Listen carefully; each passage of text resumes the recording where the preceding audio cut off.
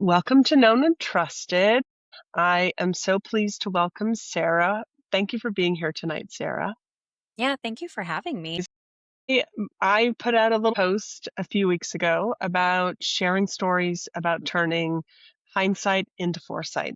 And you were brave enough to reach out. You are at a place in your process to want to share parts of your story that might help our listening audience. Can you tell us a little bit about what your life was like before you met the individual who ended up causing such harm in your life? What was life like before? Yeah, so I am the middle child of three kids, and both my parents were United States Marines. So, everybody when I was growing up would always say, "Oh my gosh, Sarah, what's it like having two Marines as parents?" And most of the time I would just say it's pretty normal. They're just a little bit more strict than a normal set of parents, I think. But overall, my home life was very stable for having two Marines as parents. My dad does have PTSD because he was deployed to the Middle East twice for war deployments. So that was something we kind of dealt with as a family growing up. But overall, my parents are together. I have good relationships with both my siblings. I was, and I would like to believe still am, very smart. I was a very academically driven child. I was in high ability learners from like second or third grade all the way through high school. Even into college, I was in the honors program and I was always on the dean's list every year, right? I'm a science Olympiad state medalist and champion Yeah, you are. all through middle school and for a year in high school. I've got Wow. 36 medals from my years in Science Olympiad, right? So I was a very academically driven child. And, as I was approaching the end of middle school, one kind of theme in my life had been the expectation that I was going to be involved with instrumental music.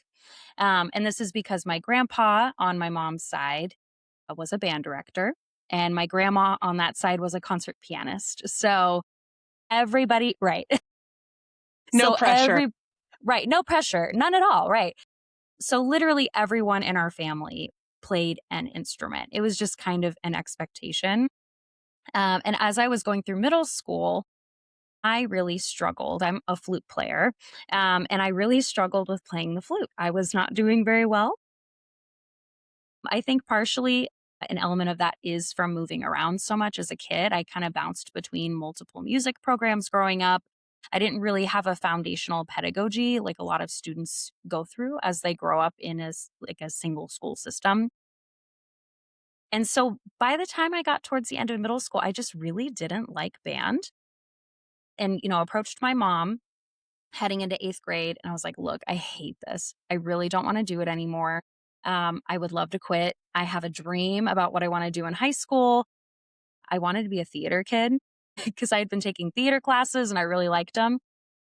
And my mom pretty much told me, honey, you have to do band at least through your freshman year. Like that's going to be our meet in the middle point because I think once you get into marching band, you're going to like it a lot more than your middle school sit down band, right?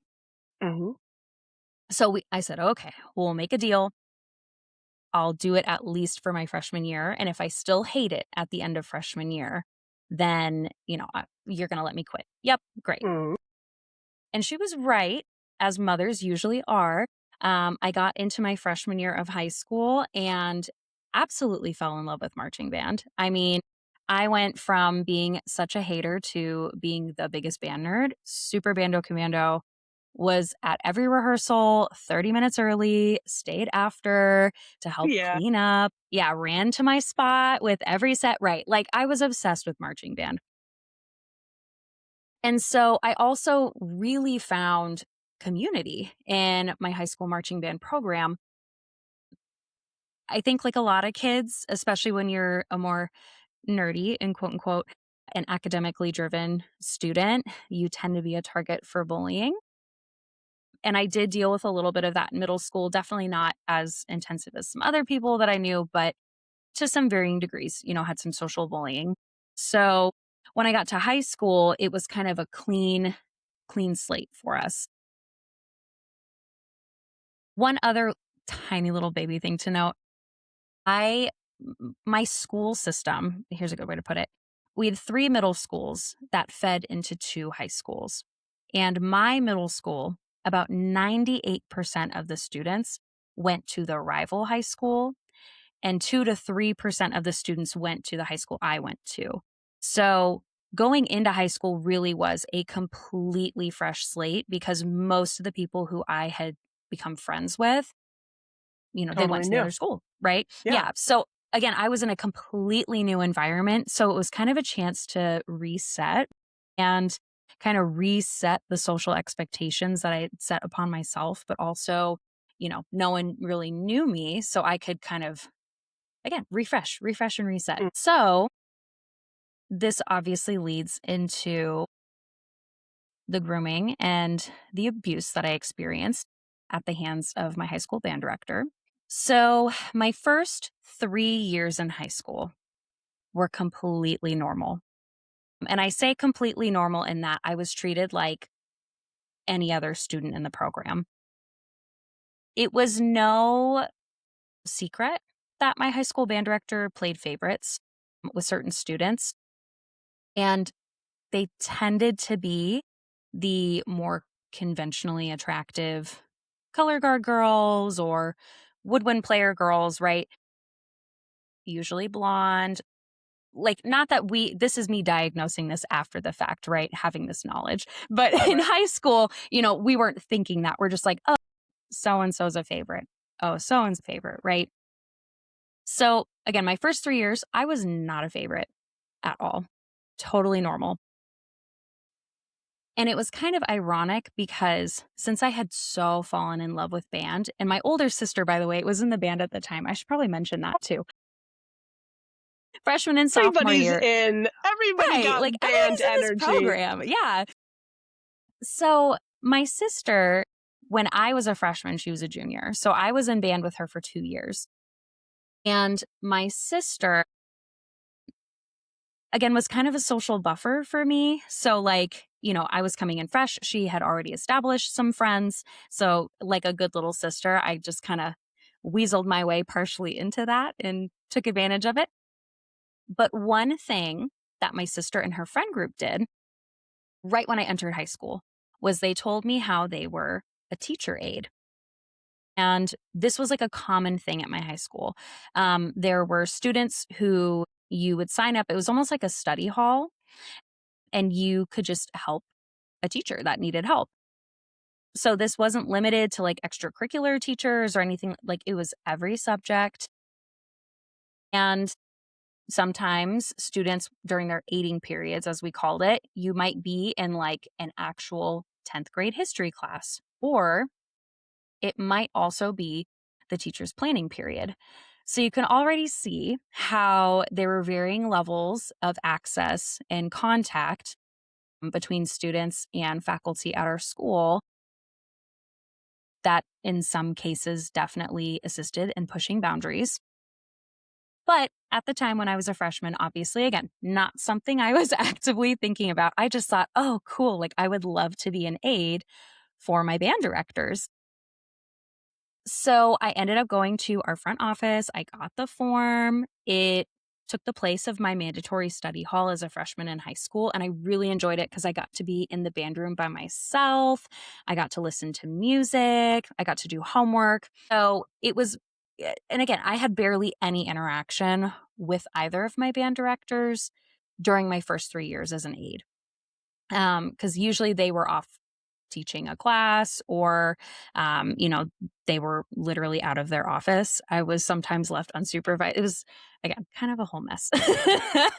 um, so everything really started to shift going into my senior year. My friends at that point, my sister's gone. I have a couple of core, really close friends who I had met through being in band, who also were like academic nerds, all that kind of fun stuff, right? The And best kind, Sarah, the best right, kind. exactly. I know we were all little nerds together, right? But one of the things that was ironic was my two closest friends were favorites. And at least with my high school band director. Our assistant band director, he was I it's going to sound weird for me to say this. He was a very normal teacher, like totally normal. He really didn't play obvious favorites, right? So it wasn't like an expectation, but like if you were a favorite with my head band director, you knew because he would actually talk to you like in Okay. passing. Like there would be actual like social interaction. It wouldn't just be like talking to a brick wall. Like he was very private about his personal life in front of like the whole band. Uh, but his favorites would sometimes get like glimpses, right? And Behind the so curtain, kind of? behind the curtain a little bit. Yeah, Okay. exactly. So, like they would learn like he would drop a hint of like, "Oh yeah, my favorite candy is Kit Kats." And so if we had like a teacher appreciation event, you would go to one of the favorites and be like, "Hey, what's, Mr. So and so's favorite candy?" "Oh, it's Kit Kats." Great. And then you would know what to put in like a little teacher appreciation bag, right? So two of my best friends were favorites. And again, we're both very conventionally attractive, pretty girls. We're quite popular. And not to say I wasn't conventionally attractive, but I just hadn't found my visual footing. Let's say at that point, I was pretty awkward, right? And again, I was not trying to be conventionally attractive to adults by any means at that point in my life. But as I went into my senior year, there was one kind of important moment where we always had a band banquet at the very end of the year to give out awards and announcements. And it was kind of the last big hurrah right after our final concert. And at this point, I had been a teacher's aide for 3 years. And so I was the longest standing teacher's aide at that point for the band program. I had helped reorganize our music library. I would bring all of the gross, smelly clothes from like marching band trips to the main office lost and found. I polished a bunch of trophies. Like I did all of this work. And at the band banquet, both directors ended the night with a little speech about how they saw me as the third band director and how they Aw. were really right and how they were really excited for my senior year because at that point I had also declared that I was going to try and go to college for music education. Wow. Right. So, it was one of those like, okay, well, actually, maybe they do kind of recognize me and I'm not just this normal band kid. Maybe, but again, like everybody around me agreed, like, girl, you're not a favorite. Like, like that you're average. And I'm like, that's okay. I'm fine with that. Like, cause I just love band, right? So there's a moment in my senior year that I refer to as the flip. Hmm. And what essentially happened was very early on in senior year, we had a very competitive marching band program. Our band was, and I don't mind saying the state of residence, our marching band was one of the most competitive ones in the state of Nebraska. And so, with that, we had pretty intensive rehearsal schedules. And some of that was being at the school every single morning. We would have a before school rehearsal that would bleed into our first hour class. And so, dependent on the ensemble that you're replaced in after marching band, you would potentially have to switch class periods because we were all put in the same like section class together. So we all could be at this bleed over marching band rehearsal. But then after marching season would end, both the ensembles would split into their normal class periods. So our symphonic band, which was like our JV ensemble, was the first hour of the day. And because there were less students in our top band, our wind ensemble, they had wind ensemble during second hour. So with my schedule, I had planned to take a study hall the first hour of the day so I could continue being a band aid. And then my second hour, I would go into wind ensemble. My whole schedule would shift, right? So we're just contextually setting the scene to show Mhm. access and all of that. So about halfway through our marching season, my friend and I decided we wanted to make shirts. And it was kind of in style at my school to like put a teacher's face on a shirt. I don't know if you've ever seen like Viva La Bam. It was a really old like MTV show, but there was like a very famous kind of meme shirt, and the choir kids had made a version of that shirt with our choir director's face on it. So my So best cute. friend and I, right. So my best friend and I, and she was the head drum major and I was the flute section leader. And she also is a flute player. So she kind of got looped into our stuff. We had like this inside joke based off a YouTube video, and we decided, my goodness, we need to make this shirt with our band director's face on it as like competing with the choir, but it'll just be for the flute section, all that stuff, right? But we obviously had to ask his permission before we put his face on a shirt. Hmm. So went to him after one of our morning rehearsals as everybody's moving their stuff inside and we're getting ready for our classes, whatnot. We approached him and we say, hey, we have this idea for a shirt. We had like a rendering and everything. We were like way ahead of the game. And we were like, yeah, so like, can we put your face on it? You gotta love Right. senior Like senior energy. energy. Right. And we're like, it's funny. Just say yes.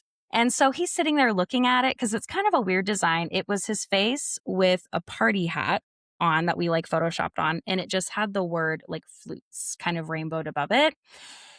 And it was based off of Kelly's Let Me Borrow That Top music video. What's important about this is at the very end of this music video, like Kelly, the singer, she's running around trying to get this girl's shirt the whole video. You don't see it. And at the very end, on the shirt, it's her mom's face with a party hat and it says whore. We asked my high school band director, can we make this shirt? And he's like, sure, but like, I don't really get it. Like, and we were like, that's kind of the point. We don't want anyone to get it. This is our little best friend, like inside Inside joke. joke. Right. Got it, And got no it, got one's it. going to understand it because we changed the design just enough. It wasn't super obvious that that's what it was from. But my friend unintentionally said, oh, it's based off a YouTube video.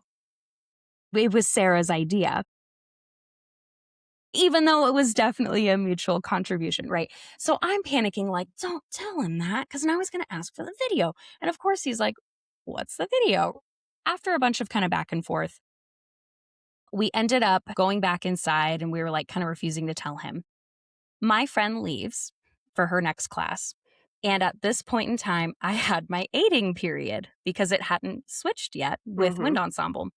So I was in there with the two other aides at the time who were in symphonic bands. So they were going to stop aiding after marching season was over. And, you know, the other band director, our percussion director, like all these people were like, Sarah, tell us the video. We want to know. We want to know. And I'm thinking the whole time, I'm going to get kicked out of band if he finds out what this video is. So after they bugged me for a little bit, I finally told them. And then, of course, they ran off and told him right away what the video was. So about 10 minutes later, I'm literally crying in our band room. And the two other band students are like calming me down because I'm like, I'm going to get kicked out of band. I'm not a favorite. What I hear being established as well is this was really important to you. This was a big piece 100%. of your identity at this school, within your social group. You had long-term plans that required your senior year in this organization to go Right. very well. And when you think Right. about prepping, letters of recommendation or just having a positive regard for you, and the threat of anything touching that, that seems enormous, listening Right. to this part of the story. Right. And it was like, I now know, like, again, years later, adult brain, that I was having a panic attack, just realizing this could be the end of all of my plans. I'd actually enrolled in extra classes at my school. I was doing music theory and music history. like in tandem with all my general ed classes and band, right? Because again, I was preparing for college. Like I was in private flute lessons. Like I was doing everything I could to be successful in School of Music auditions. So the idea of like, oh my gosh, like because I tried to make a dumb t-shirt, I might get kicked out of band and this is going to throw my whole path off, right? So I'm having this whole mental collapse and everybody else is like giggling like schoolgirls. Like, this is so funny. Sarah used an inappropriate video to make a shirt, right? So my high school band director calls me into his office and our percussion director was also in there because they are best friends. So I walk in, deer in headlights, and he's sitting at his desk, like blank face. And I'm like waiting to get yelled at because I had never been yelled at by him at this point. So I'm Hardly bracing breathing, for, right. Like I'm probably. bracing for impact, like holding the tears back in my eyes, like, please, please don't rip me apart. And he goes, Sarah. And then he looks at our percussion director and goes, I can't do this. Look at her. She's terrified. I can't. And I was like, whoa, what? Like all confused. And he's like, I was going to pretend to be mad, but like, I'm not, I just wanted to pull you in to talk to you about the video. Like, and I'm like, so you're not angry at me. And he's like, oh my gosh, no, Sarah, like of all the students in this band, I would think would make like a mean spirited joke. It wouldn't be you. So he's like, you're allowed to make the shirts. Just don't tell anyone what the content of like the idea was, right? Like, just don't tell anyone the inside joke. And I was like, I had no intention of doing that, like in the first place. It was supposed to be a secret if they hadn't Right. It's like, blurted it right. out. It's like my friend just spilled the beans, right? But he's like, yeah, no, you're fine to make the shirt. And he ended it with, and I've been called way worse things than a whore. Like, and I was like, oh, and I had never heard him use that kind of language before. So it was kind of one of those moments where like, okay, great. So I left the office and the other aides are like, are you okay? Blah, blah, blah. I'm fine. Like, I am totally okay. Like, I'm not in trouble. Phew, right? Yeah, So go about dodged a business as bullet. usual. Right. Dodged a bullet. That day forward, all of a sudden, I was a favorite. He would start approaching me and saying, hey, how's it going? Like, how are you doing today? Like, and start conversations with me, which was really jarring because after 3 years of being overly committed and not getting that kind of treatment at all, I was like, why is he talking to me? Like, this is so Yeah. weird. But of course, I wasn't shooing it away because I'm like, wow, he's actually being nice. Like, this is great. So he started inviting me into his office to come chat. And usually when he invited me in, he would give me a quick little task and like shoo me out. But now he was like, hey, can you organize this score here, like in my office? And then he would start talking to me. Um, and also around this time, our percussion director was still there. So when he was there, Let me just ask, did they share a physical office? Was that, I'm kind of trying to envision like high school, limited amount of space. Is there kind of one room that all the musical people are in, all the instruments and papers and yeah. things? So from like a layout standpoint, we had our band room. My assistant director's office was attached like inside the band room. My head band director, his office was across the hall from the band room. And it's a school that was built in the 70s. So lots of glass, lots of open concepts. You can see into everyone's offices as well. But our percussion director was not a full-time staff member. He just came in on contract. So he was only there for the marching season. So because of that, he lived with my high school band director because, again, they were literally best friends. And he actually lived in Chicago with his wife. So there came a point in the season. So he was always a welcome presence as well. So it was kind of like, as I started getting invited in and chatting with them, we kind of became like three little pals, like joking around and like having like very normal, still like appropriate rapport by all means. But, definitely again, I was getting more information than what other students were privy to, right? But then kind of close to the end of our marching band season, we had like a like 2-ish week time chunk where we didn't have any marching band competitions. So we still had rehearsals and whatnot. But because this percussion director had left his wife this whole season, he's like, hey, for these 2 weeks before our biggest two shows, I'm going to go back and like spend time with my wife. So we're like, yeah, like, no, duh, that makes sense. So he leaves. And then it was literally just me and my band director. And he was still inviting me into his office, but there was definitely like this weird tension in the air. It was a lot more awkward not having the boisterous percussion director there. So I immediately knew something felt strange, but I was like kind of trying to push it to the side. And just within a couple of days of it just being the two of us, my high school band director started asking me more explicitly about like my college plans. So I started talking about school. When you talk about school, you start sharing stories because I would ask questions like, what were your music theory classes like? What was your collegiate experience like? Am I looking at good schools, right? Like asking questions to someone who I saw as a mentor. And he started like at first he was like open actually answering those questions. But again, it pretty quickly shifted to, Sarah, you're smart. Like, you're smarter than I probably was at this age. Like, you're going to be fine. But let me tell you a story about when I went to a party and got drunk. And it was like a very fast, like, whoa, all of a sudden this content is not at all what I had expected, especially hearing it from him, because he'd always, again, had this very professional and closed off persona. So those conversations kind of kept going and kept going. Our percussion director comes back.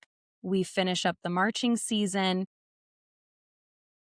And this was also kind of around the time where we also started texting very lightly outside of school. So essentially what spurred the texting, right. Right. How did he how did he get your number? Was that something that most of the band kids had maybe had their numbers sent out, or was this something he orchestrated? Is it something that the kids all said, "Oh, well, we'll just send you our numbers"? How did that work out? Yeah. So ultimately, as leadership, it was not out of the norm for us to text my band director questions, right? If situations came up. So a good example is I always hosted extra flute sectionals if people missed drill days, where we learn like our spots on the marching band field. And in order to have an extra sectional, we had to make sure the band room was unlocked. The school had to be notified that there were going to be students there. So usually, because leadership had our band director's number and he had our numbers from being on the leadership roster, because sometimes he'd blast like group messages out too for like big announcements. Gotcha. But again, it wasn't out of the norm to text him individually from your number to say, hey, we're planning to have this sectional. Is that okay? Right. So again, there had been kind of like light texting because of that. Things like watch the band, make sure everybody's okay, who's being bad, like, tell me if someone's like going to get in trouble, like all that kind of stuff. Right. But the context really started to flip because, again, I wasn't texting him regularly by any means. I was just texting him with questions. But it all started to flip when I had become a favorite. And I mean, there's a couple of specific examples I can think of off the top of my head. One was we were supposed to have an extra woodwind sectional. And I just texted him to ask if we were having the sectional because me and my friend were like, do we have a sectional tomorrow? I don't know. Right? Like we're not sure. So I texted him and usually he would take a really long time to respond, but he immediately responded. And he's like, yes, we do have a sectional. And he put a smiley face in the message, which that was so weird for him. And even my friend commented, she's like, I've been a drum major for all these years and he's never sent me a smiley face. And she thought it was No funny. emojis. So Yeah. we laughed about it. We were like, right. We were like, what is up with him? And we even joked like, maybe he's drunk. I don't know. But another time was we were sitting in his office, and this is, as it pertains more to inappropriate texting, but we were sitting in there. He was telling me a story about college, and we were laughing because the story was funny. I don't remember it off the top of my head, to be frank, but it was something about partying. And as we were laughing, there was a girl who practiced marimba in the attached room, and her playing got really suspiciously quiet. And he was like, "Oh, she's eavesdropping." Like, so he immediately started panicking and was like, "Oh my gosh, like I shouldn't have been talking about this. That was so inappropriate." Like, and he even like admitted it, like, "We should not have been talking about that. And I hope she didn't hear, blah, blah, blah." And I was like, and that was the first time where I was like, "Oh, this isn't okay. Like, wait, hold on, stop," But he brought up, I still want to tell you some of these stories, blah, blah, blah. Would it be weird if I texted you about certain ones outside of school if we like really have a conversation going? And in my head, I was like, yeah, like that's totally fine. Like these are funny stories. This is someone that I like absolutely adore and who I see as like a mentor, who I'm perceiving is like helping me reach my dreams of being a band director myself. So I didn't think it was weird because, again, everything at that point had still been about college. Hmm. And so he's like, "Great, like you have my number, I have yours." I'm like, "Yeah, yeah." And he's like, "I'll text you first." Went home that night. He texted me like at around like 5-ish p.m., something like that. And we had continued to have this conversation from school just over text. And, initially in the start of it, I hadn't, again, clocked, "Oh, this is really inappropriate," until he had brought up, and this was in the very first night of texting, he brought up that we had very lightly joked about relationships earlier in the day. Again, long story short, there was a boy who had a crush on me in the band, and it was really obvious he had a crush on me, and I did not have a crush on him. And so he kind of sent me this kind of joking message about, that guy follows you around like a puppy, blah blah blah, like something to that effect. It's so sad watching him chase after you, and everyone can tell you don't like him except for him. And I'm like, "Wow, that's really sad. Even my teachers notice this. That's depressing." Then he asked me, "Can I say something that I hope this isn't too uncomfortable?" Okay, sure. Like, what is it? And he's like, "Ah," and he kept texting, like, "I'm just not sure I should say this." So then after a while, I'm like, "Well, just tell me at this point, because I can't determine whether or not I feel comfortable answering something until you tell me, right?"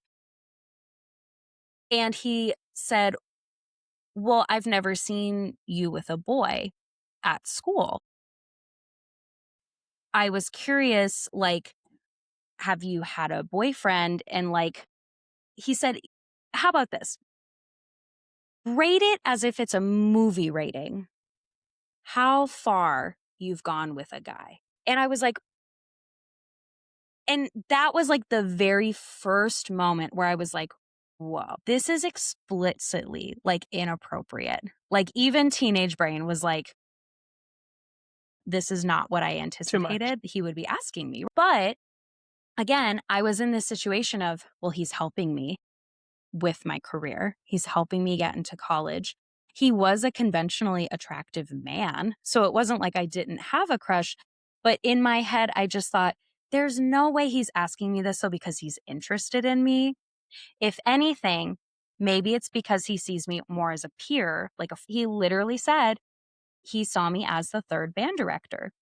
So my brain had kind of contorted it in a way of like, I talk to my friends like this all the time, and he's one of my friends now. I'm going to answer.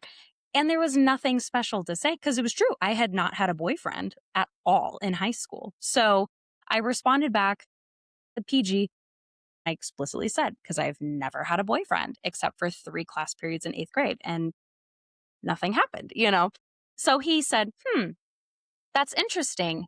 I didn't think that would be the situation because you don't act like that. And I was like, what do you mean? He's like, you just don't act like someone who has never been involved with other people. Like, he said it in that kind of weird way. So then going back to school and having our daily in office hangouts where we were the boundary had been broken at that point, because he had asked this very personal question. And so when I came in like the next day, he was panicking. Oh my gosh, I can't believe I had asked you that. That was so inappropriate of me. Was having this whole like, oh my gosh, I'm so guilty, essentially like confessing his sins. This was so bad. I shouldn't have done that. And that made me want to defend the conversation, right? Because I was like, whoa, whoa, whoa. Only a matter of days before, you were the one having the panic attack, and now the shoe is on the opposite foot, and he's having a panic attack of sorts because he's worried, oh, did I jeopardize what I'm My doing? job. He's either trying to engender, your pity and care, or he's trying to Yes. make sure that you are on notice that this is not something that goes to parents or administration or things like that. Yep. Can I ask if you had any inkling or any thought to share this with your caregivers or parents, or was there Hmm. anybody in your life that you were like, I think I should tell somebody about this? That exact morning when he was having this whole like breakdown, I shouldn't have asked that. That was so inappropriate. It made me want to defend the conversation. And by extension, I was like, well, I didn't see this as bad or inappropriate. Cause again, I'm thinking, well, this guy's just helping me. And so even my friends at that point had known I'm a favorite now, but they weren't around when I was sitting in his office.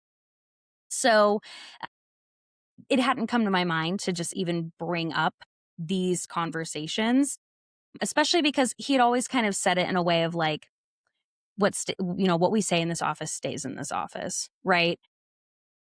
If you disclose something to me, I'm not going to run around and tell people, and I would expect the same from you, right? So Okay. I didn't want to break that barrier of trust. And so in this specific moment, of course, he's having this big meltdown. And so I told him, "Hey, no, don't worry about it. Like, one, this did not weird me out. I verbatim said, like, I see you as a friend. Like, this didn't freak me out at all. This is what I talk to my friends about. And two, like, I haven't told anybody about this. I won't talk. We're already establishing an element of I've got you, you've got me, You got secrecy. me. Yep, exactly. Okay. And so it was this whole like the second he heard me say, I haven't told anyone, I don't intend to tell anyone, he just kind of went, okay, perfect. It would just make me feel so much better if I knew that you deleted the text messages. I was, yeah, no, totally. And like showed him my phone and like, deleted the texts in front of him. Yeah, no, no, it's okay. I got you. And he's like, okay, thank you so much. I don't know what came over. Tried to pretend it was a lapse in judgment, right? Do you still feel comfortable with me texting you? Blah, blah, blah. Yeah, of course. That's totally fine. Great. And after that point, it was incremental escalations within texting. And he started texting me every single day. Pretty much the second school was over, he would send me 2 to 3 texts in a row asking me, "Hey, what's up? What are you doing? Like, where are you at?" And we would have friendly banter over text. Like I was texting one of my high school friends, right? I would say, "Oh, I'm at work," or "I'm hanging out with so and so." And so we just started having conversations during school and after school. Were you sharing this with did all your girl pals or did all the favorites of his know that we were all texting, or did you just feel I'm chosen? Yeah, exactly. Yeah, I thought I was this chosen special, like extra favorite. That was the way I always put it in my mind. I'm extra favorite. So that texting had kind of become the norm for me. And it was to a point where I wasn't telling people who I was texting, but I had multiple friends comment, "You are glued to your phone. Hey, hello, we're trying to hang out and you are just in that phone. What is going on?" And I'd be like, "Oh, it's nothing. Like, I'm just sorry. I'm just texting someone." Like, and so I'd be like, "Oh, I'm so sorry." And I'd like put it down. Right. And as time went on, he started, and this is why I brought up the smiley face earlier in that one text. he started using more and more emojis and winky faces and smiley faces. And there were moments where I'm, is he flirting with me? I don't, this kind of, it feels like he's flirting with me. In my brain, I'm, well, I'm ugly because I just assumed I was not pretty in high school. Boys asked me out as a joke, right? Early in high school and late middle school. So I just assumed I'm not pretty enough to garner his, you know, romantic attention. And I was like, I must be misreading these. I have to be misreading all of these. But I started reciprocating because I'm like, well, he's using smiley faces and winky faces. I probably should too. Like, so that it doesn't feel weird, right? Positive Right. attention feels really good. And when you have 100%. somebody who sees you and who has this common appreciation for the thing that you're going to dedicate your life to, it is intoxicating. And when you're 16, 17, 18, that feels like a jackpot. Right. Well, and especially again, as me, where I had never had a boyfriend, like, except for again, in like 3 class periods in middle school, which that doesn't count, right? I did not know the normal lead up to a romantic relationship. There's no way. Like, he would not be showing romantic interest to me. Absolutely no way. Right. So I was also very dismissive of his behavior because I could not comprehend him being like that. So we get to fall break. So again, this was in a very short time span. This was maybe within like a month of us starting to text, like very quick turnaround. And marching season had wrapped up by that point, and there was like a 3-day weekend. So he went home to visit his parents, and he sent me a picture of his 2 nieces and the family dog. And I was like, oh my gosh, they're so cute. Because his nieces had come to our marching band competitions before, right? So we all, as band kids, kind of knew them. So I'm seeing this cute little picture, and we had talked about his family dog because I also had a dog, right? So that was all tying together. And he didn't text back. I'm like, whatever. He's hanging out with family. He's probably busy. All of a sudden, I get a slew of text messages like an hour after I sent that response. And I was like, whoa, like my phone just started blowing up. And he sent me a ton of messages going, oh my gosh, okay, I have a really funny story, but also I hope it doesn't freak you out. But long story short, you texted and to that picture, like responded, and my dad saw the text. And his dad worked with us at band camp because his dad was also a retired band director and would come in and help us. And I was one of his dad's favorites, ironically. His dad would always come up to me and talk to me and ask, like, me, where are we in the music? Like, oh, Sarah, you always play so loud and in tune. Oh, thank you. So he knew me. My first thought was like, did he see my full name? And he's like, no, no, no, no. He didn't see your full name. I just have you as your first name in my phone. And I was like, okay, phew. And he's like, but long story short, I had to lie to my parents and say, you're a woman I'm talking to in Omaha with like a romantic context to it. We'll talk about it on Monday. It'll be fine. Like, it's just a cover, blah, blah. I'm like, okay, yeah, no, totally. That's fine. So I was like, okay, we're changing. So that was, again, the first moment of like, oh, I wait. Does he see me as a potential romantic partner? Oh my gosh, like, this is not, again, my intention. This was not my intention. So he comes back on Monday, full panic. Again, it's just like that first text message where he's freaking out and apologizing and panicking. He's like, I'm so sorry. I don't know why I said that. It probably really freaked you out. Like, oh my gosh. And I had had time over the weekend to process it. I know that you just had to cover because that probably would have looked bad, blah, blah, blah. And he's like, yeah, no, I appreciate that. Really. Thank you. And I let it slip. I was kind of happy about it because, again, attention feels good, right? So I admitted, I'm kind of happy about it. And he paused and was happy. And I knew that was the point of no return because the way he kind of cocked his head and went, oh, happy, like happily surprised, you know? Um, and so we were dead silent for a couple of minutes. And then he finally looked up because we both kind of were looking down like, "Oh gosh, like, what is happening? Like, this is really awkward." But he looked up and just out of nowhere, totally different tone of voice, the joking was gone. He just said, "Do you like me?" And it was one of those moments where I had no time to process my answer. 17-year-old me was like, "Yes." Like, it just falls out of your mouth, when you're a kid, and you're confronted with that. So I was like, "Yeah, I like you." And I was like, "Do you like me?" And I was thinking he was shooting me down, right? Like, again, I'm not even comprehending I'm an object of desire. And that was not the answer I got. He went, "I do like you, but," and then he started giving this big list of reasons of why it would not be appropriate for us to like each other. "I'm your teacher, your parents, and your friends cannot know about this."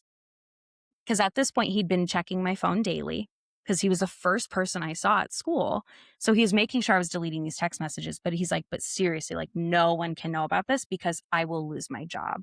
And he just kept reiterating, "I don't have a wife. I don't have kids. I cannot lose this job. This is all I have." And he's like, "And I like you, but it's taboo. Society wouldn't like this, this whole laundry list of reasons." So I'm sitting there, "Oh my God, he just admitted that he liked me. This is not what I was expecting. Holy cow." And he finally gets through the whole list. And I'm, "Oh, yeah, okay, yeah, this is all really bad. Oh no." Knowing that we mutually like each other, how do you want to proceed? And he put it on me.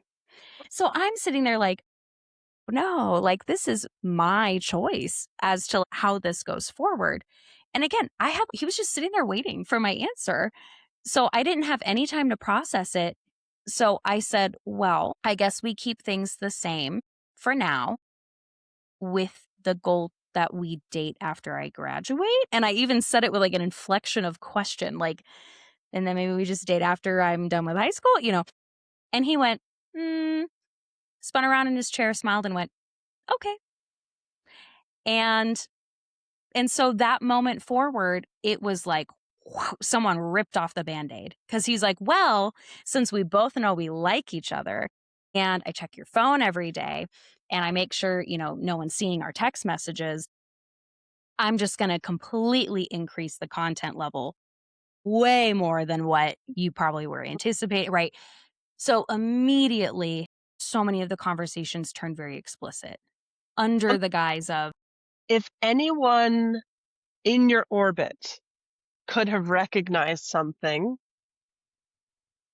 that had "Mm-hmm, shifted or that was different. You mentioned earlier, and I think that's so helpful for anybody who might listen, that you were sort of always on your phone. You were a little bit maybe more defensive about your phone or messages that were coming in. Is there anything else that maybe a teacher or anybody else within the band community or other musicians could have noticed about this sort of short but mighty window of time? yes." So it was around this time period where, we had mutually admitted we, in quote, liked each other. Um, this is going to sound so dumb, but it's one of the most public situations that I had where everyone went, "Whoa, your guys' dynamic is different." So at lunch every day, I sat with a group of low brass players, and they were all boys. I was the only girl at the lunch table. And infamously, it was so ironic I was friends with all of these boys because they hated my band director because he was mean to them. Like, he was very mean to them. The guy who had a crush on me, I was friends with him.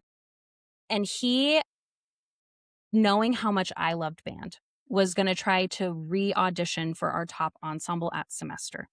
Went to my band director, asked for permission. And he said, "Yeah, sure. Like, totally. If you come in and practice every day for 20 to 30 minutes during lunch, I'll let you re audition towards the end of the semester and you can audition for wind ensemble." And so he had been going in, all this kind of stuff, right? Long story short, my high school band director ended up laughing in his face and saying, "You really thought I was going to let you re audition?" Like, just mean, right? Awful. So this group of boys, for all differing reasons, kind of like that, infamously hated him. And there was one day, one of our friends at the table was short like 72 cents from getting a drink from like a vending machine. And I knew my band director always carried around change because he would like fumble with it in his pocket. And he happened to be walking by because he was finishing up his lunch duty. And so I summoned him over. I was like, oh, hey, can you come here? And he walked up to this table full of boys that absolutely hated him. And he's like, what's up? And explained, so and so needs like 72 cents. Do you have any change on you? And he's like, hmm. And so he jingled in his pocket for a little bit and he produced some change. And he's like, here you go. And he like gave me the money in front of this whole table of boys. And I sweetly went, thank you. And he's like, you're welcome. And he like smiled and like walked away. Didn't address any of the boys at the table the whole time, was just talking to me. And so the second he disappeared around the corner, all the boys went, what was that? What? What was that? Like, he's never talked to you like that. Like, hold on, pause. Like, what? We've gotten closer because I'm going to be a band director. And that's what I told everybody. I'm Gotcha. going to be a band director. So he's mentoring me. And so everyone thought, I mean, people thought it was weird, but I was so prude and so well behaved that no one could imagine I would be in a situation like this, right? So I think a lot of people saw things like that, but they were like, but it's Sarah. Like, she would never. And they kind of dismissed it. It sounds like from what I'm picking up on from your story is you're a smart girl. You're an overachiever. You're the one that the adults come to when they want to get stuff done on campus or in the band room or having to do with the thing that is most important in your life. And when you have a relationship with the adults like that, you do see yourself more as a peer than even your peers at the time. So for your peers to also notice you're leveling up is next level. And when you're thinking about taking normal co-ed relationships and then, implanting a grown man and what elements come with that, that any 17-year-old would be out of her league to manage and find footing. Right. So, in a long roundabout way, yes, people were starting to notice, but I think most people dismissed it or they just assumed like, it's Sarah. Like she wouldn't do that. So at this point in time, then the texting, of course, immediately got a lot more explicit. It very, very quickly progressed, right? To the point where I was overwhelmed, but I didn't want to say that I was overwhelmed because my thought was to preserve the relationship at this point. I didn't want to make it seem like I was uncomfortable because he had had these moments of absolute meltdown panic. And I was so afraid that if I said, hey, this is a little too much for me, he was going to go into a whole episode and like freak out and end things. So there was almost like emotional hostage, to be frank. And I was just so afraid to even discuss it. So the content just was getting worse and worse and worse because I was not stepping in and saying anything to stop it. And it also, he came up with a tactic to where he could say the worst things by passing our phones back and forth across the desk. So almost like if we'd had a notepad, but it wasn't like a physical piece of paper. So we would write things out on our phones and like pass it. So that was also another element where later on, kind of shot me in the foot when I was reporting him because half of this record just didn't even exist because it was through phone passing, right? But that was pretty much the whole fall semester was, passing the phones and him saying increasingly like explicit things and me just kind of going along with everything that was happening. My calculus grade started to slip because I would go to calculus immediately after seeing him. And so that was kind of another moment where my calculus teacher was like, what is going on? And I just told her, I think I'm bad at calculus. Like, I don't know. Like, I just pretended like, I guess calculus isn't my thing, even though I'm also on the fence about being a nuclear chemist. Like, and she's like, what? Like, But we approached winter break, and something about my school's culture. It was not out of the norm for seniors specifically to sometimes meet with mentoring teachers outside of school. It was not like every teacher doing that, but like there were very public instances of it where like a couple groups of journalism kids would go to lunch with the journalism teacher and they would have a little celebration after blah, blah, blah happened, right? So I thought during winter break, under the guise of, going out for like a meeting, quote unquote, he and I could go get lunch. And he kept saying over and over and over again, like, we can't be caught in public together. Like, that would be so bad. And I'm like, I just want to go to lunch, like in public. And he was very weird about it. And he's like, I can't see you. Okay. So, there was no contact over winter break. And that was almost a month outside of school. And it was so jarring because we had gone from like almost 24/7 contact, like at school, after school, to nothing, like radio silence. And for me, I realized I had become so dependent on him for like all of that socialization that I was so depressed. And I was like waiting by my phone. And this was one of the first moments my parents were like, "What is wrong with you?" Because I was Oh, super irritable. Like, I was like, that year, I was the Grinch. I hated Christmas. I refused to help decorate the Christmas tree. Like, I sat in my room and, like, listened to, like, emo music and, like, did not wanna come out, and my whole family's like, "What is wrong with her?" And it's because I was so upset, like, he, like, cut me off. Like, I haven't been able to talk to him at all, like, he won't answer me, blah, blah, blah. Like, what is going on? Does he hate me now? Right? So I it felt had like my a own. rejection. Right. So I had my own little like personal mental breakdown. And so when we got back to school, I'm trying not to get too specific into details, but long story short, he did text me on New Year's and he was very drunk. And that was the first time I had encountered him inebriated. And he was trying to get me to come to his apartment. And I was like, whoa, whoa, whoa. You made a big deal about me, one, being underaged, and two, waiting until I graduated. And now you're trying to get me to come out. I think this is like you being drunk. Like, we need to think about this. Again, me being the one to put the controls on. And he even offered to drive to my parents' house in the middle of the night and pick me up while he was drunk to bring me to his apartment. And I was, no, like, we can't do that. Do you hear yourself? That's such a bad idea. So when we got back to school, that was really bad. I should not have done that. We're starting to see a theme, right? He pushes the boundary and I hold him back and then he admits his guilt, right? And he's like, I think we need to take a little break until you turn 18. So then we didn't talk very much for about 2 months, like all of January and most of February. And again, it was like I felt like I was being punished because I stopped him from doing something stupid, right? So a couple weeks ahead of my 18th birthday, he invited me back into his office and we started having more normal daily talks, but he had stopped texting me at this point after school. And when I turned 18, it was like his patience just disappeared. And Are he you was like, still enrolled at the school at this time? yes, You haven't yes, graduated yet? Okay. correct. Because I turned 18 in very early March of my senior year. So I even was reminding him, like, you said you wanted to wait until graduation. And he's like, I don't care anymore. Like, graduation's still too far away. That's like 2.5 months off.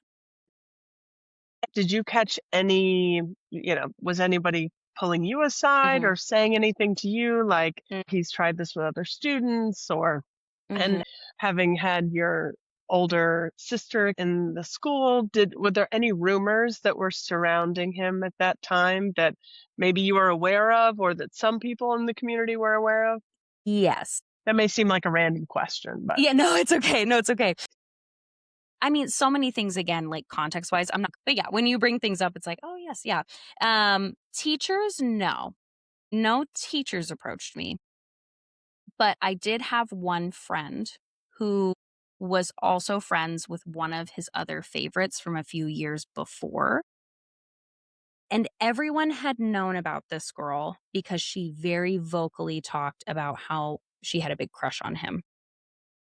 And she said it at school, like, and she would hang out in his office and all this stuff.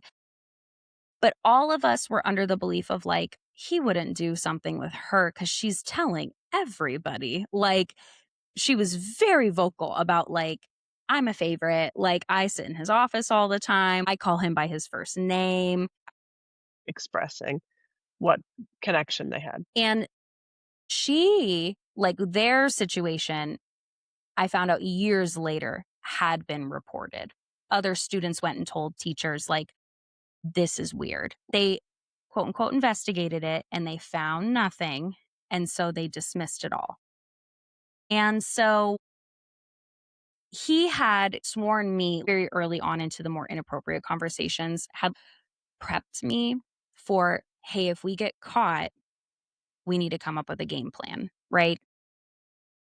And so the game plan that he came up with was, Sarah, you need to pretend to be literally crazy and obsessed with me because the admin would be more lenient if you were the offender than if I was the offender. And of course, in my brain, I'm like, yeah, that makes sense. They can't get mad at a 17-year-old kid who has a crush. Like, so, I mean, again, I was ready to take the fall. So then going into me being 18, there was a lot more progression. It was no longer just spoken progression anymore. It was him requesting images of me. And I, at this point, was under the impression of like, well, this is what an adult relationship is like. Like, everybody I see at school, they're kids. This is an adult relationship. And I need to abide by an adult relationship standards. So became a normal trend for him to view pictures of me in the school, in his office, and then immediately teach afterwards. And again, with the class schedule, we had our top band immediately after my aiding hour. And the reason why the other band director didn't see anything is because all these interactions had been happening first hour when he was Mm, teaching his symphonic band. So there really was right. no one No walking by the overlap. arts wing. Right. We were completely tucked off in a corner that no one traversed. We're at the edge of the school. So I mean, no one knew that we were even having these office hangouts. But he would And no come one's in asking any after. questions. Right. No one's asking anything. Right. Not no one had confronted me at this point of like, you and him, weird. What is going on? They'd like hinted at it, but I dismissed it. Right. So there was a point when he was viewing these image files that he and would be aroused and would have to go on and teach a band class like immediately afterwards. So on those days, he would sit at a chair at his podium and kind of like cross his legs so that he could like hide it. And on those days, he would be very snippy and very aggressive to everybody else in the band, like overly finding mistakes, stuff like that. And everyone's like, what is his problem? Like, why is he so mean today? And ironically, the first time it happened, one of my low brass guy friends came up and went, I don't know why he's so testy, but maybe it's because he needs to get laid. And they said that to me, not knowing that there was this connection. And I was like, ha ha ha ha. Yeah, maybe that's why he's so mad. So it was almost like my peers unintentionally reinforced this idea of like, he needs to be taken care of, essentially. Mm, So going into the end of high school, he had not touched me at this point. There had been spoken words and like image files that he asked me to share, but there had been no touch. There was only one instance of it. So, and the whole time he was, again, panicking when he was fondling me at the school. And so every time again, he would have these moments of fear and like, I have to spill all my sins forward. It was me comforting him, right? And Mm. saying, no, no, no, you're not a bad person. I want this. Like, it was almost like he was making me very vocally consent to everything. Mm. Are you sure you want this? Yes, I like you like this, and you like me. And like, I want this, and that's what would calm him down and get him out of these weird funks. So once I graduated, I thought, we're going to date. Like, this has been Like 10 months. adults. Right. We're gonna This date has like been adults. Yeah. exactly. I'm like, Yeah. there's been 10 months of lead up. This guy has risked his job for 10 months because Because he I'm likes that me, special. because I'm not special. Yep. Because he wants to be with me, and then would not text me. The second I graduated, would not talk to me at all. And I didn't want to seem overbearing. So I made a personal rule for myself. I'm only going to text him once a month, because I was so afraid of being like annoying and clingy. Cause he would always like point out girls in the band, she just seems so clingy and annoying. Like, would reinforce traits that were not things that he liked. Very accurate way of saying it. Exactly. Again, teenage me did not clock that. Adult me 100% can see it clear as day now. Like, he was reinforcing things that he wanted me, the way I acted, the way I dressed, the way I talked to him, right? So by the time I graduated, I was this perfectly crafted little version of what he wanted. And then he wasn't jumping at the chance to be with me, right? Which was very jarring and confusing. And I just didn't know why. Like, what had I done wrong? I had also lost a significant amount of weight up to this point. And that was another thing my friends especially had noticed, like, you're getting kind of scary skinny. Like, and approaching, they're like, are you okay? I was like, yeah, I'm fine. I'm just stressed out. High school's finally over. I'm getting ready for college. Okay. Like, we just want to make sure. Um, so he finally agreed to see me. Like, it was like pulling teeth of like, can I see you? I miss you. I just want to talk to you. Right. He finally agreed to see me 3 days before I left for college. And I had band camp at college, and informed him I'm not going to be able to come back until like November. And he's like, yeah, of course. So we figured out this whole night I had to lie to my best friend because I unknowingly used her as an alibi so my parents would not know where I was. We had gone So to a the concert lies are together. growing. They're starting to mount. Yep. So I, told her, I'm so sorry. After this concert we're going to together, I have to go home because I have to leave for band camp in a couple of days. Like, I can't be spending the night. And she's like, yeah, no, totally. That makes sense. Great. Bye. I told my parents I was staying the night at her house. So I had this perfectly constructed alibi, right? So that was the first time we were physical. And it was so, again, I'm coming with adult brain. It was so frustrating looking back because I had missed him so much that whole summer because we went from daily conversations to nothing. So I was just thankful to be in the same room and to like talk to him again. And right away, he was like, I mean, I'm so guilty. I can't believe I'm doing this, blah, blah, blah. Are you sure you're okay with this? Yes, I am. I like you. Like, I thought this is what we agreed upon. We can just watch a movie. No, we can't just watch a movie. I won't be able to just watch a movie. Right. Like, I even tried to pat it down of, let's just spend time together, like a relationship, my perception of what a relationship is. It doesn't have to be physical right away. But that evening, had been checking in on me and like showing me care, I guess, through the process. That's a censored way to put it. And so I left that evening feeling like this was a very positive experience because he was very loving to me. He kissed me goodbye, and I kept thinking, this is what an adult relationship is like. Adults are busy. Adults can't always see each other. I have to be okay with that. I have to learn to grow up really quick so that I can accommodate for him.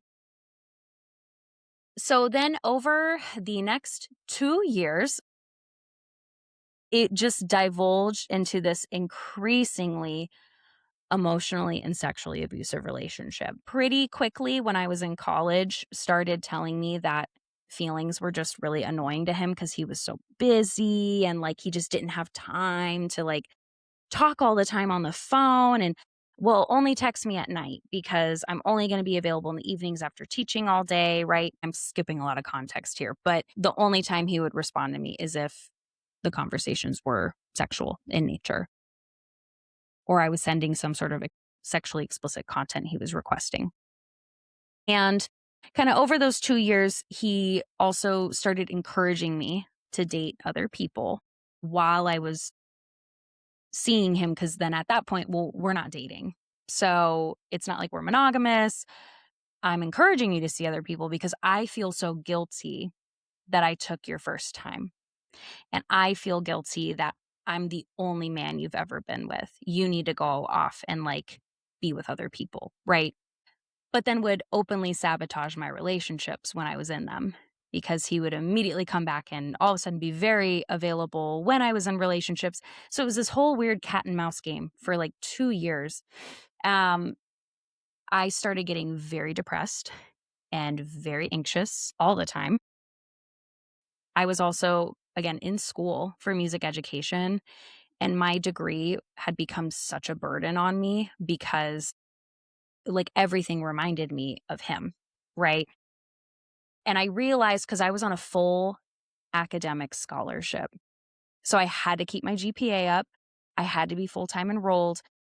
And I realized, well, if I'm in all these clubs and I'm doing all this volunteer and I'm working, and if I have no time to think about him, then I won't think about him. Right. So I super overloaded myself with all these different opportunities. And that gained me accolades in college. So no one suspected that I was in this terribly emotional and sexually abusive relationship because no one knew about it. And I was a drum major for my Performing. college band. Right. I was Yeah. totally like complete mask on while I was in front of people. And then I would go back to my dorm and eventually my apartment and have this man just essentially berate me about how feelings are annoying. We're not even dating, send me pictures. I guess I can see you over Christmas break, like, but I might not be able to, right? Drop everything. I'm free. Come drive up to my apartment and see me, right? Did he threaten you? When we think about sort of the escalation of the grooming process, is a sense of fear or threat directly from his words or what he was saying. Yeah. So the biggest thing was he knew how much I cared about him because it had gotten to the point where I was like, I know I'm not happy, but I'm so afraid to lose him in my life because after we would be physical was when he would be nice to me. And I was just craving that so bad. I missed how he treated me, quite frankly, during the grooming stage. I was so desperate for that type of attention again from him because I was fully convinced like this man is the love of my life. And a very short aside, very early on in the grooming, he had told me, so this is not really a threat, but it kind of, I don't know, it twisted that way in my brain. Very early on, he told me that he had been engaged and his ex fiance cheated on him and stayed with the other guy. And it broke him. Like, so I attributed a lot of this awful behavior to he doesn't trust me. And I have to prove to him that he can trust me. I guess I'm trying to find the right way to put this so that I can be deserving of his love was one thought. The other side of it was my high school marching band around this time period. One, I'd been hired on as a tech. So he was now also my boss. So that's a whole other, I know, that's a whole other layer. It was not his idea. It was our head visual tech, because I was Bando Commando really good at marching. And so the head visual tech had hired me back. And I even asked his permission, like, do you want me to be on staff? And he's like, yeah, it's a good opportunity. Okay. So he was my boss. So I was afraid of losing that letter of recommendation that I desperately needed to get a good job. And I mean, I was getting such good professional experience from being on the staff that I just knew, like, without him explicitly saying it, I was like, if I burn a bridge with him, that's the end of my career. Because again, my high school marching band was ranked number 1 in our state for years in a row at that point. And my high school band director was starting to get national recognition because our band was placing nationally as well in like the big marching band competitions. So he's got leverage. 100%. And I'm this, 19, 20-year-old college girl, not even out of my music ed degree yet. And I'm like desperately clinging on to him. Like, you are literally not only in my mind, my like romantic future partner, like, but you also can determine if I'm going to have a job, like in this environment. Right. So he never explicitly said it, but it was, it was pretty much implied that if I made a wrong move, he could destroy me. It got to a point where we quote unquote broke up twice after I graduated high school. The first time was the summer after my freshman year of college. Because again, that was the moment of, I just feel so guilty that I've taken your first time and you don't know like what it's like to be with other men. I feel weird about that. Like, you need to go date. So I'm going to be done with you. Right. And of course that destroyed me. But then he came back 2 weeks later and was like, just kidding. Like, I actually still want to be involved with you. Ooh, okay. Like, but the second time the breakup, quote unquote, happened was the actual final time. And it's because for the first time, this was the fall of 2014. So we had been on and off for almost exactly 3 years at this point. I met a guy in college who, it was the first time I was like, I think I like this guy more than him. I really like this guy. Like, he's really cool. He's very attractive. He's not in his 30s. Like, he is my age.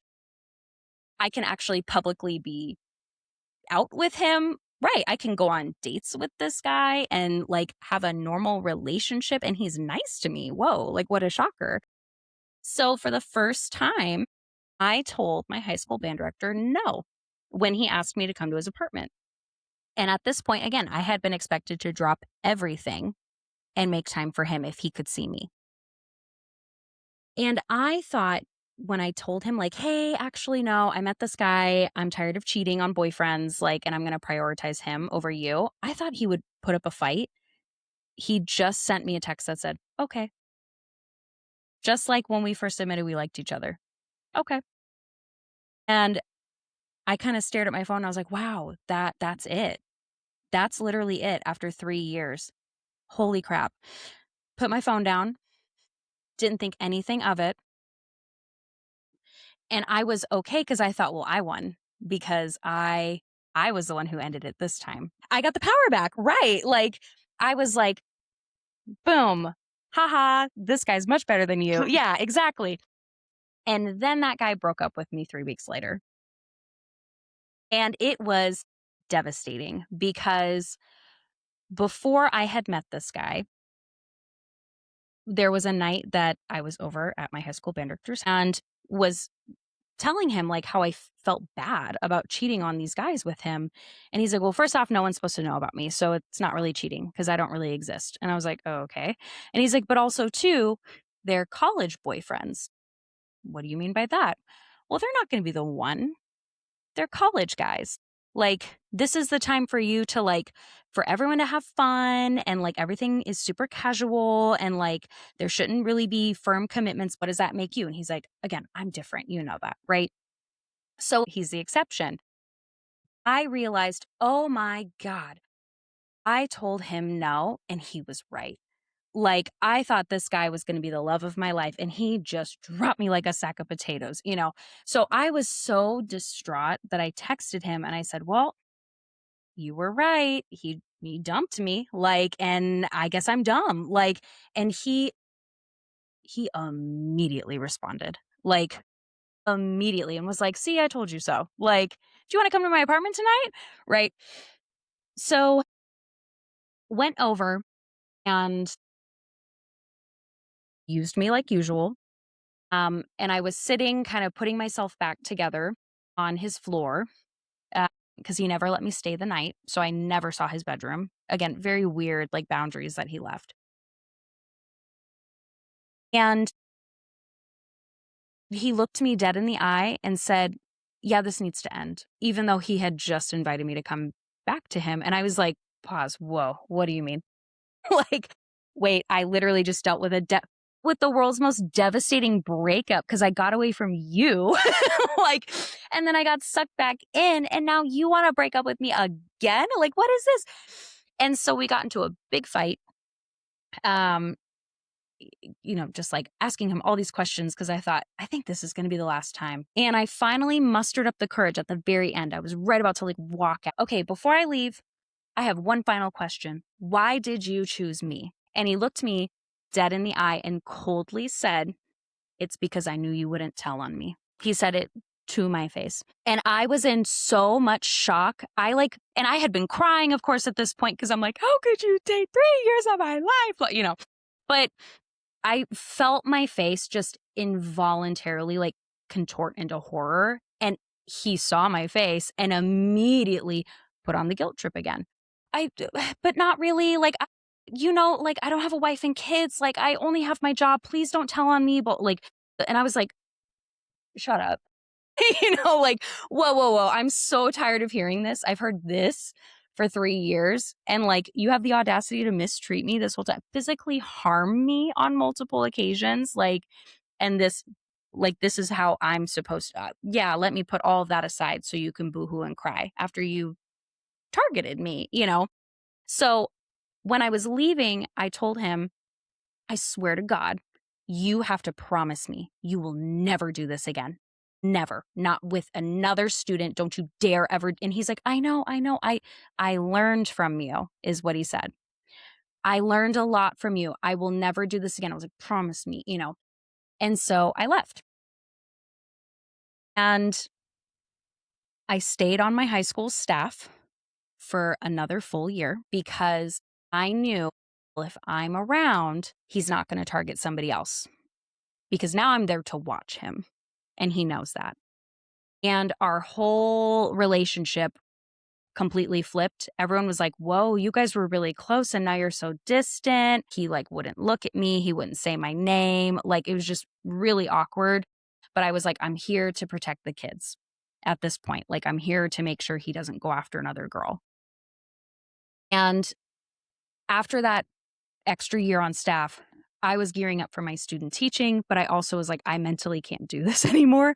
Like, I hate being around him. So I finally, after our last marching band competition for that season, I said, "Hey, I'm not coming back next year. Like, I can't. I'm done. I'm not even getting paid. This is technically volunteer. I have to gear up for my student teaching, all that. Like, I'm done." "Okay, great. Thanks so much for helping the band for 2 years," because we were professionally amiable.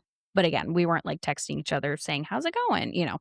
Uh, 2 weeks after I said I'm done with the staff, I got on Twitter and there was a 15-year-old girl in the band who was tweeting, and I had a mutual with her. So my mutual, who was still in the band at the time, because she was a freshman when I was a senior, she had liked this tweet. So it popped up on my timeline. And it was him texting a 15-year-old girl. And this student posted the text messages thinking, "Oh my gosh, this is so funny. Look he sent me winky faces and emojis. What's going on?" And there it was. The exact formula he had used with me, now with a 15-year-old girl. And again, it was like 2 weeks after I had left. And that was the moment that I was like, oh my God, I was not the only one. And by extension, he immediately broke our promise when I was gone. He could have been breaking that promise this whole time. How many other girls were there? I had at least gotten confirmation of the older girl who I had heard rumors of because of my friend who was a mutual between us, right? But it was like, oh my, wait, how many others could there be? So that was when the panic started to set in. And I realized I have to report him. Like, I have the paper trail. I'm seeing it. I'm going to have to report him. No one else is going to do it. Because I started bringing it up to other people of like, do you think these texts are weird? Like people on staff. And they were like, I mean, not really. Like, I guess it's kind of weird because he doesn't use smiley faces. I was like, okay, thank you. Like, that's weird. Like, you all text him. Like, you're all adults. You know, he's not like this. Like, this is strange. And they're like, well, you're overthinking it. Like, she's our star, like, woodwind player, blah, blah, blah. Like, right. So even everybody on staff was trying to like dismiss it. Like, I think you're overreacting, Sarah, because I wasn't brave enough to say, no, this happened to me. So I realized I'm going to have to start collecting evidence to gear up for reporting him.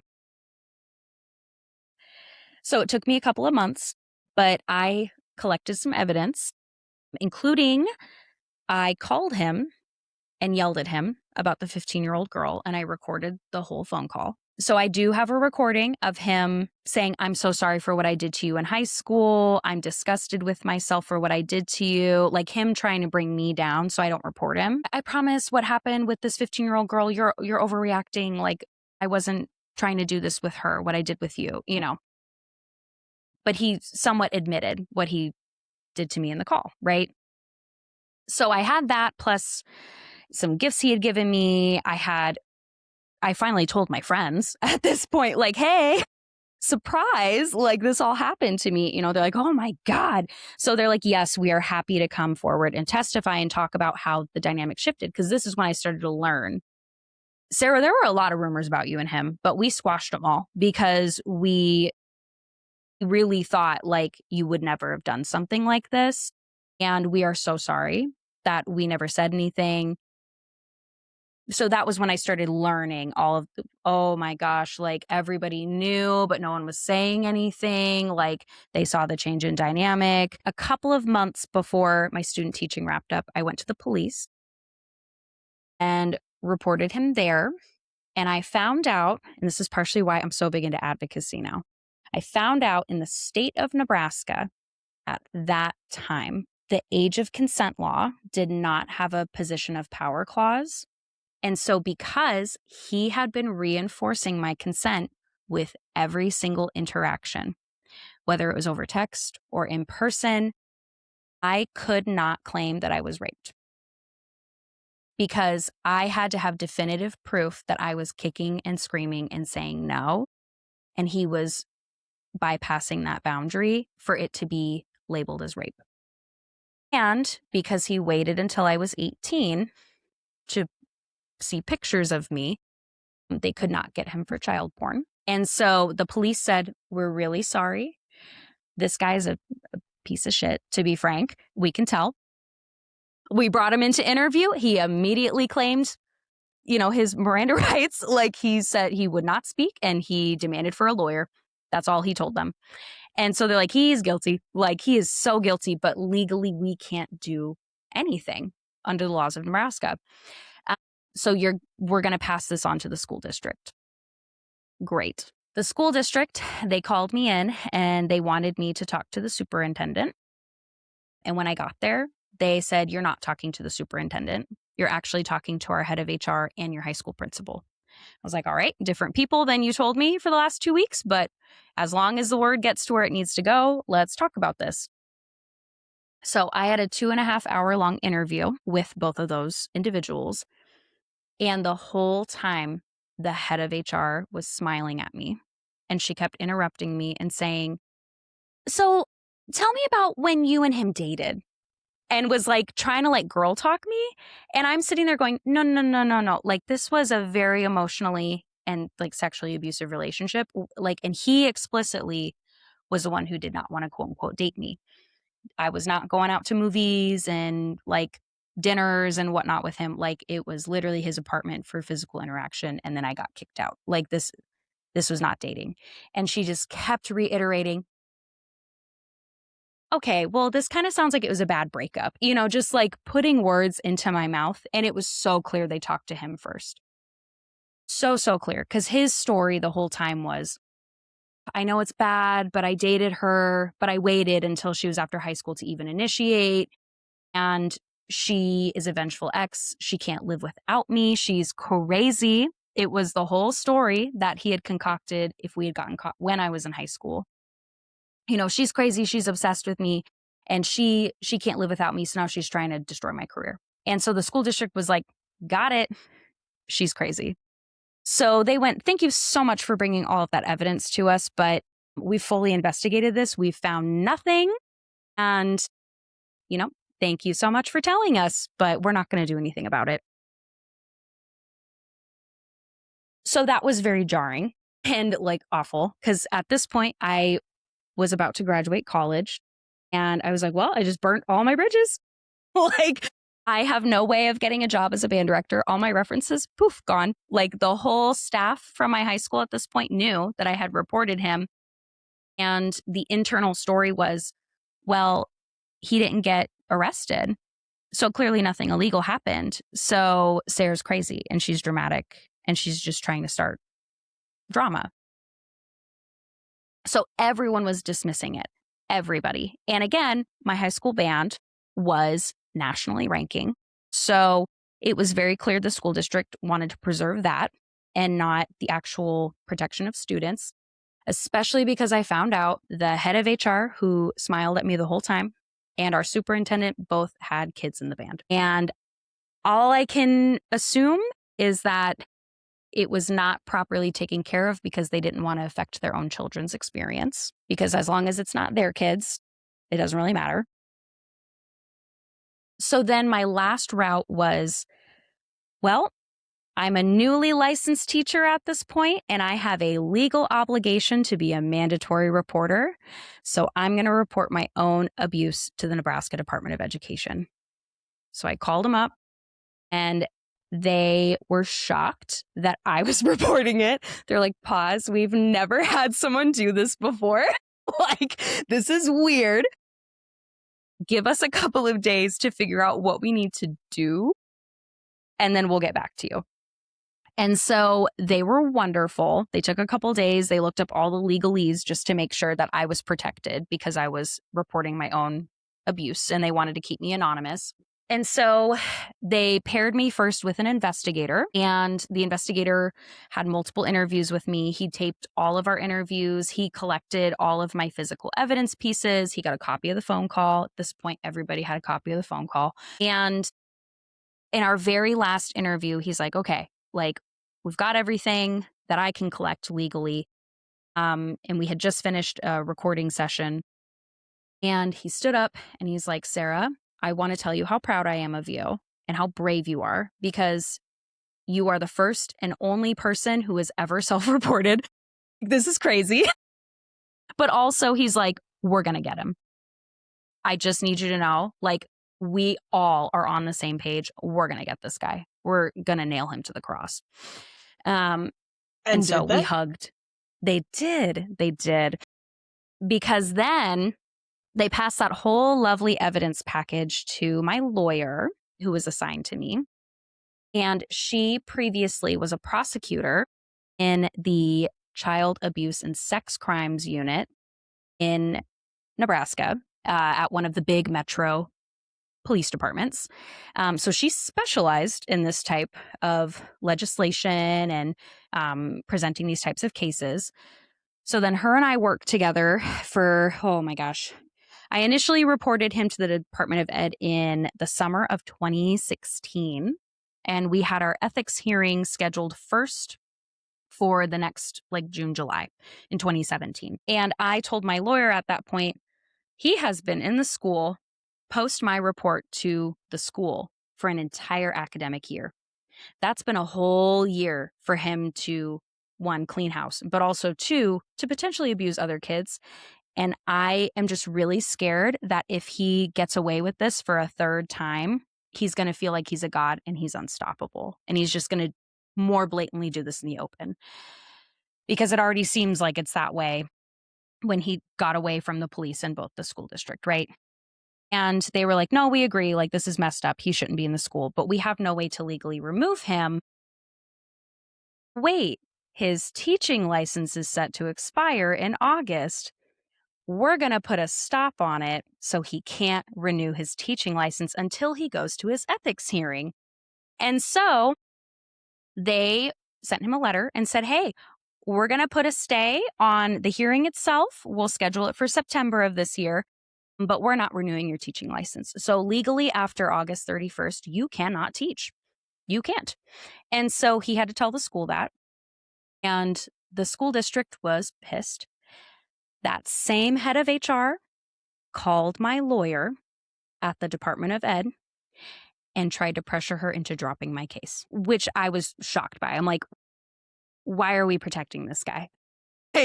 Like he's, at this point, I had confirmed with the older girl, like, yep, he was trying to sleep with me after high school. Like, I talked to her, right? And like the puzzle pieces were all fitting together. How could you like pull him out?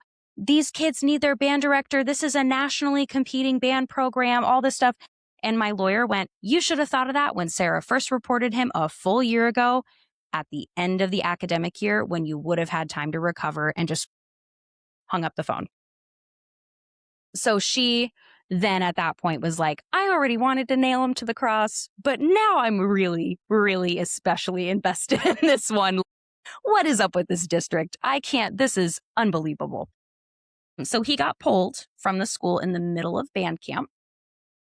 And I have found out years later, he had to be in the room when the principal told all the kids he was being put on admin leave because of an inappropriate relationship. I had a former student at the time like reach out, and she's like, I don't know if anyone's told you this, but like, I think you need to be aware of it. So heard all about that. I was like, that sounds terrible. I'm so sorry all of you were traumatized with that. That sounds miserable.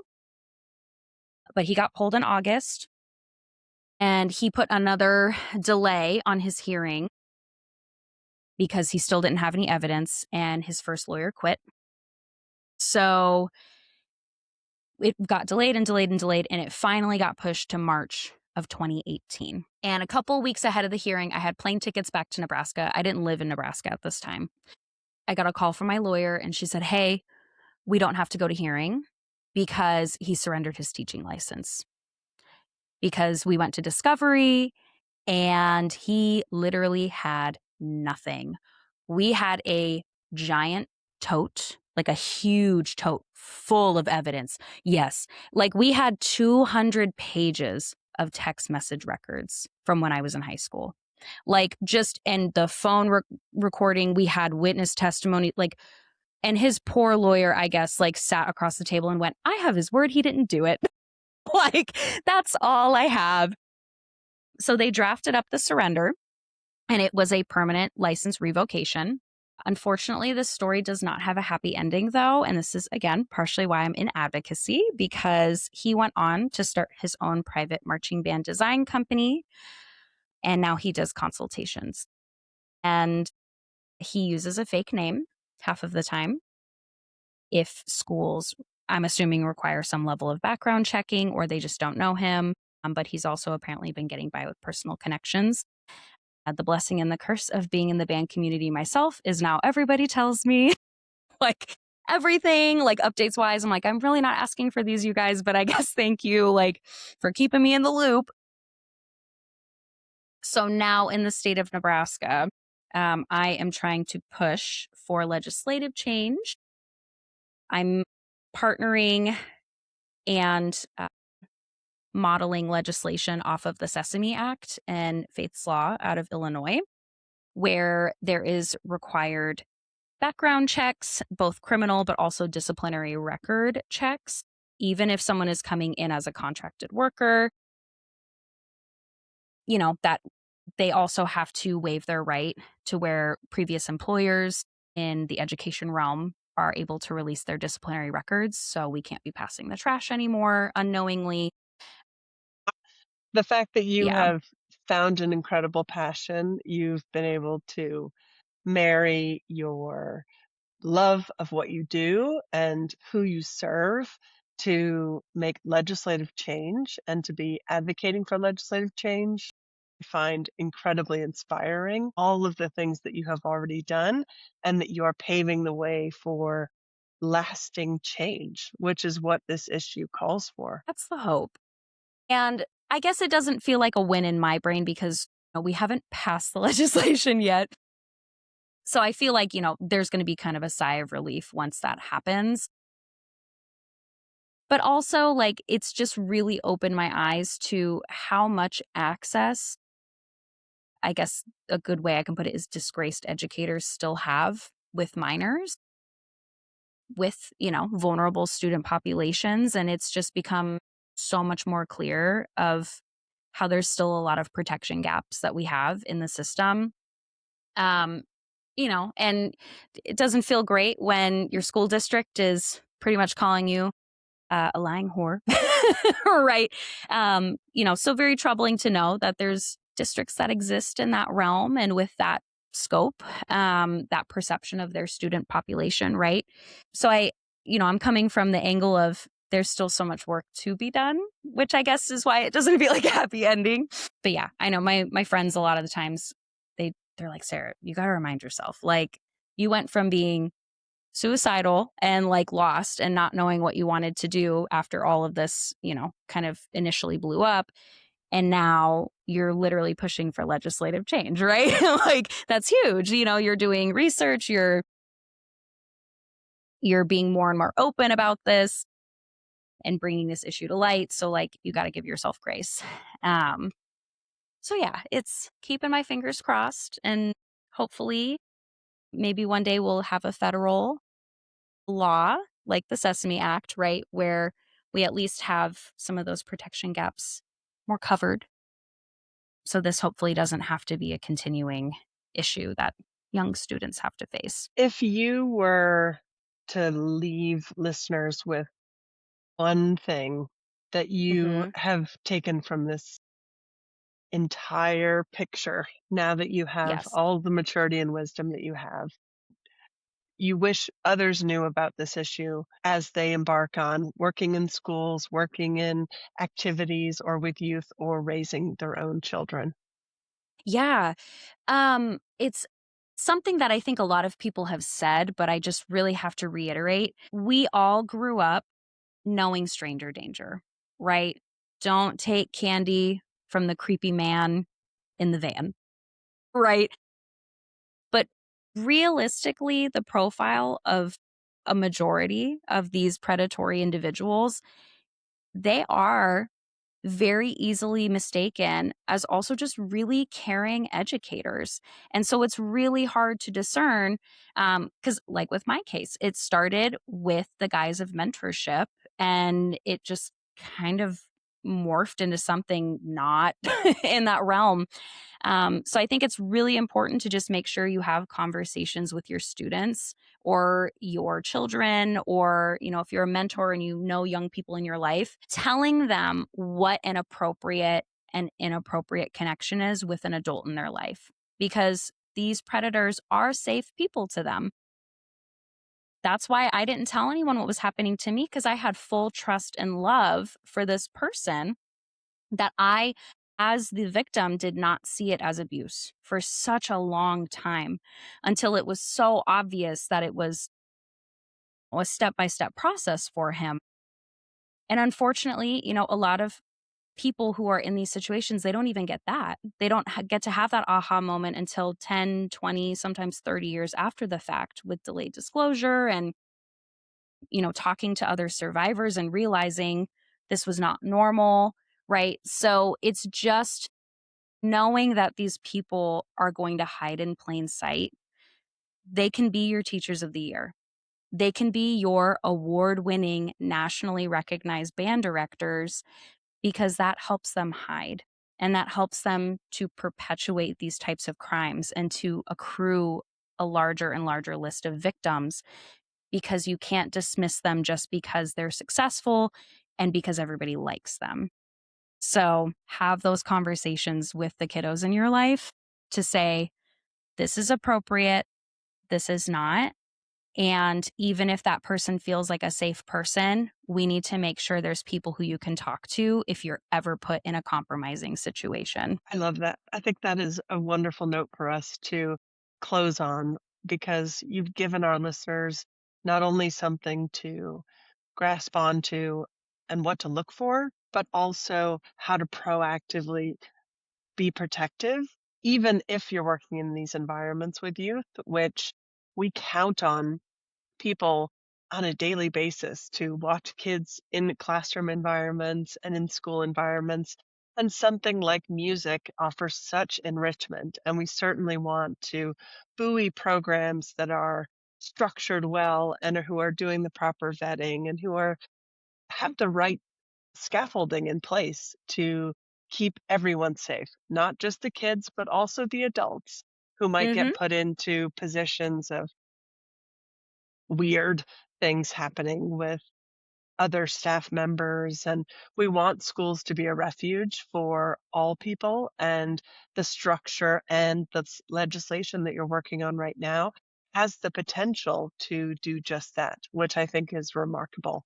And I'm so grateful and honored that I had the opportunity to listen to your story. I want to let you know that this is something that we need not only in Nebraska, it's something that we need on a national level. And I completely endorse and support everything that you're working on, and thank you for your transparency and your courage to be here with us today. Well, thank you for having me and giving me a platform to share this and hopefully help guide future generations. So, as I said earlier, we hopefully eventually won't have to have these types of conversations so that schools and other educational institutions can just be guaranteed as safe places for our kids.